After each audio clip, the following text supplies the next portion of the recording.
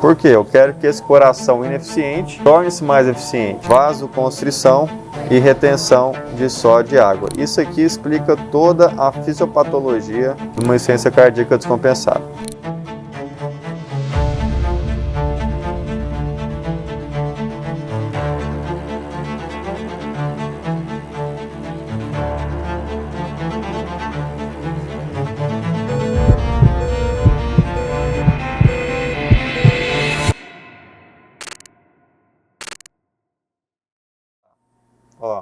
Vamos discutir aqui sobre ICAD, que é insuficiência cardíaca aguda descompensada. O que vocês entendem por esse termo? Insuficiência cardíaca quer dizer que o coração não está funcionando bem, tá? O que é um coração funcionando bem? É um coração tendo débito cardíaco adequado. Se ele está insuficiente, a gente sabe que o débito cardíaco vai estar diminuído ou vai estar mantido às custas de alta pressão de enchimento. Isso aqui já nos fala a respeito da fisiopatologia, que vai explicar para a gente o que acontece para a gente entender a doença. Quando o coração está tendo baixo débito cardíaco ou faz isso às custas de alta pressão de enchimento, o estiramento do músculo miocárdico libera algumas moléculas e faz algumas alterações no corpo. Quais são elas? Primeiro, há uma ativação do sistema renina-angiotensina-aldosterona. Segundo, ocorre uma liberação de ADH. E terceiro, ocorre também uma ativação do sistema nervoso simpático. Por quê? Eu quero que esse coração ineficiente torne-se mais eficiente, né? O corpo libera esse mecanismo aqui compensatório que lá na via final vai fazer duas coisas. Vai fazer vasoconstrição e retenção de sódio e água. Isso aqui explica toda a fisiopatologia de uma insuficiência cardíaca descompensada. Beleza? Mas vamos entender então como que isso acontece lá na ponta, lá no pronto-socorro, como é que esse paciente chega. Primeira coisa, para eu fazer um raciocínio clínico eficaz, eu tenho que pensar no diagnóstico, no prognóstico e tratamento. Beleza? Como é que eu faço o diagnóstico de insuficiência cardíaca? Existe um critério objetivo, que é os critérios de Framingham, tá? Lá leva em conta sinais e sintomas. Vou mostrar a tabelinha para vocês, que te dá uma pontuação objetiva, e a partir daquela pontuação você fala se tem ou não insuficiência cardíaca. Tem critérios maiores e critérios menores, tá? Mas para dizer para vocês o que tem na tabela e o que a gente sempre tem que pensar quando a gente diante de um paciente com insuficiência cardíaca. Quais são sintomas bem específicos, tá? Sempre que vocês ouvirem falar em dispneia paroxística noturna, vocês têm que pensar em insuficiência cardíaca. Sempre que vocês verem turgência jugular, vocês têm que pensar em insuficiência cardíaca. Sempre que vocês ouvirem B3, que é o ritmo de galope, vocês também têm que pensar. Obviamente também ortopneia, outros tipos de sopro, edema de membros inferiores, tá? Tudo isso vai te fazer pensar em uma insuficiência cardíaca aguda descompensada. Beleza, fiz o diagnóstico. Através dos critérios de Framingham, vi que meu paciente ele está queixando para mim de dispneia paroxística noturna. O que é isso? Ele acorda de noite com falta de ar. Ele tem turgência jugular patológica, eu auscultei, ele tem B3 e joguei nos critérios de Framingham, deu positivo. Quem que é meu paciente grave? Aí a gente entra no perfil clínico hemodinâmico, prognóstico. A gente tem duas formas de estabelecer o prognóstico. Tanto por perfil clínico hemodinâmico, que tem aqui a tabelinha assim, ó, A, B, C e L, tá? Como é que é dividido aqui? Quente, frio, úmido, seco.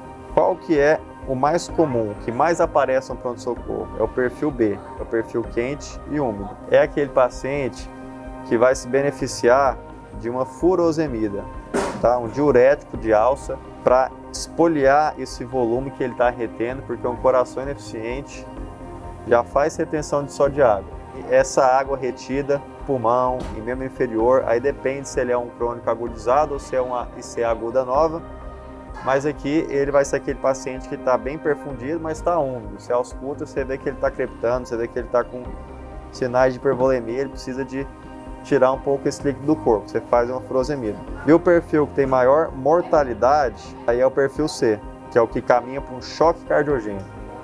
C de choque cardiogênico, que é aquele perfil frio e úmido. Aí aqui você tem um desafio, porque ele está frio, está mal perfundido e está congesto. Como é que você vai tirar o volume dele se ele já está frio, né? Aí você tem que otimizar aqui dose de dobutamina, ver se ele tem cabeça de pressão para ser tratado com dobutamina, aí por ver se tem lançamão de noradrenalina. Isso aqui é um dilema à parte, assim, é uma ciência à parte que depende, você tem que ser bem específico, bem minucioso com o seu paciente. Esse aqui, quem que é esse paciente? Perfil A. Perfil A é o paciente que nem deveria estar lá, ele só quer um atestado. Por quê? Ele está seco e quente. Tá? Então, ele não tem nenhuma descompensação grave. Ele vai precisar ali de um ajuste de medicação, de uma orientação. E o perfil L é o que está frio e seco. O que esse paciente precisa? Às vezes esse paciente está pesando a mão um pouco no diurético, esse paciente precisa de um pouco de volume. Também não é um perfil de um paciente que costuma se apresentar com gravidade, tá? Outro score de gravidade que vocês podem lançar a mão no pronto-socorro é esse aqui, ó. Chama Score ADIR. É objetivo, você leva em consideração a pressão arterial sistólica, a ureia e a creatinina para dar a taxa de mortalidade desse paciente. E o tratamento? O tratamento depende do perfil que ele se encontra e depende das medicações que ele já faz uso. Mas você tem que lembrar que no pronto-socorro você vai fazer furosemida em algumas situações, você vai fazer vasodilatador, você vai fazer beta-1, que é a dobutamina, em outras, tudo dependendo do perfil clínico hemodinâmico. Como que é que você tem que pensar? Imagina que o seu paciente, você sabe que na fisiopatologia ele tem uma vasoconstrição periférica, né? E tem retenção só de água. Então é como se aqui fosse um cavalo que está puxando uma carroça.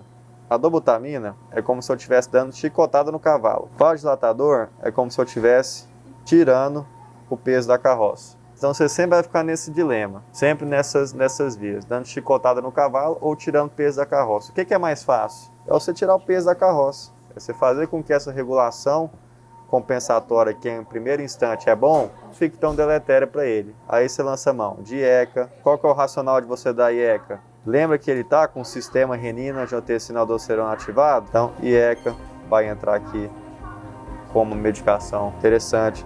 Lembra que ele está com o sistema nervoso simpático ativado? Então você vai dar também beta-bloqueador, se ele não tiver sinal de baixo débito. Lembra que ele está com um sistema de ADH? Então você vai dar furosemida. Lembrar que Spiro é um diurético poupador de potássio, uma das principais causas de hipercalemia nos Estados Unidos. Mais um paciente com insuficiência cardíaca, fração de ejeção reduzida, NIRA 4, com dispneia, ele tem que estar tomando isso aqui, ó.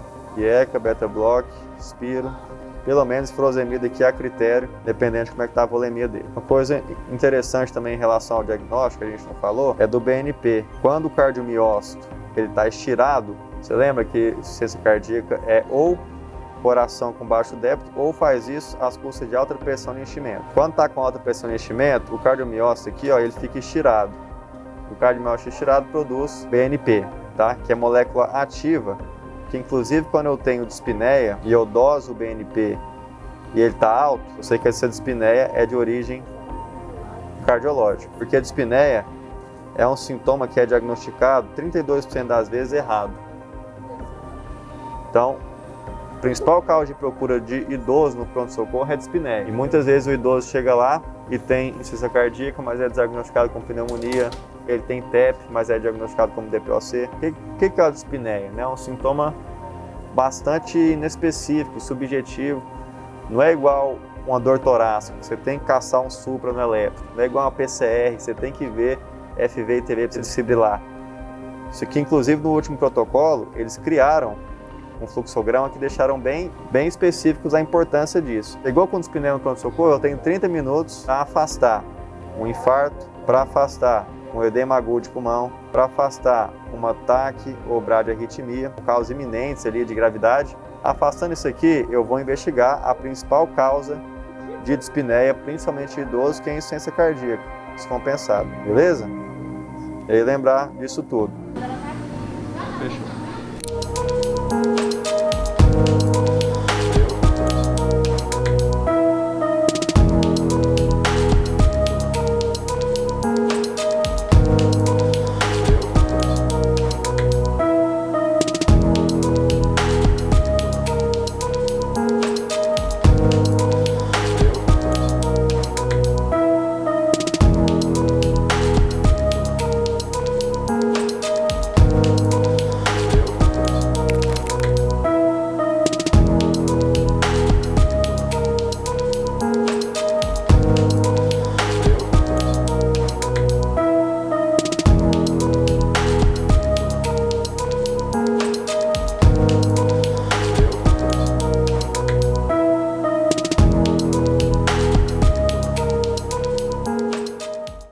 E aí, gostou do vídeo? Se você gostou, eu quero que você me fala com um gesto, que é clicar em gostei, porque isso vai fazer com que mais vídeos como esse sejam mostrados até você. E para ajudar outras pessoas, inclusive outros médicos, na nossa missão de 1 milhão de vidas salvas nos próximos 10 anos, comenta aqui o que você já viveu de experiência em relação a esse tema, o que você quer ver no conteúdo da Liberdade Médica. Olha o tanto de vídeo legal que pode gerar valor para sua formação médica, que vai aparecer aqui do lado. E principalmente, para você dar o próximo passo em relação à confiança, eu quero te apresentar o programa de formação médica que mais cresce no Brasil e o mais bem avaliado, segundo avaliações públicas do Google. Deixei o link descrito aqui, o link fixado para você conhecer. Conhecimento que liberta.